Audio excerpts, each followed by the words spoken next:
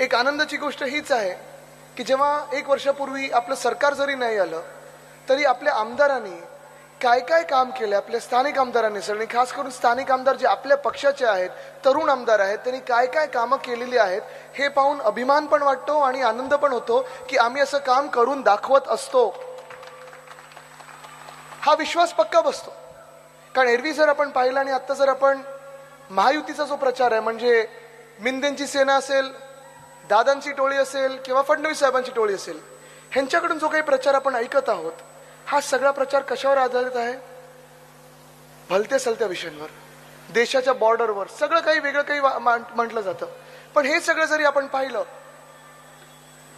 तरी एक महत्वाचं आहे की आपण काय काम करणार आहोत, आपण काय देणार आहोत ह्याच्यावर आपण फोकस करत आलेलो आहोत. तसं पाहिजे जरा हरिटस वगैरे आहे का गोळी? कधी गोळीत चगळायला आहे का? घसा गाडीत आहे, थोडं बोलून बोलून घसा नाही लवंग नाही, गाडीत हनीटस आहे. दिवसभर बोलून बोलून जरा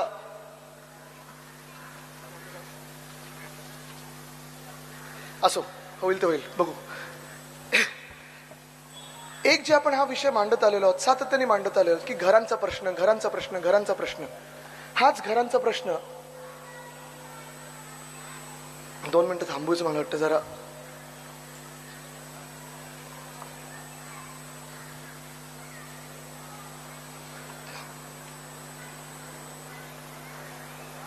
हनीटस किंवा विक्स नाही बोलतो मी येईपर्यंत. तर हा जो प्रश्न आहे घरांचा मला वाटतं फार महत्वाचा आहे. आतापर्यंत ज्याचा उल्लेख होत चाललेला आहे बीडीडीचा प्रश्न. हाँ विक्स की गोली लो, खिचखिच दूर करो.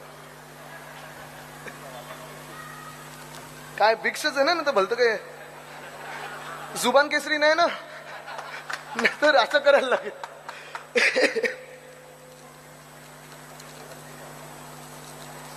नाही म्हणजे केसरी आपलं रक्त आहेच, पण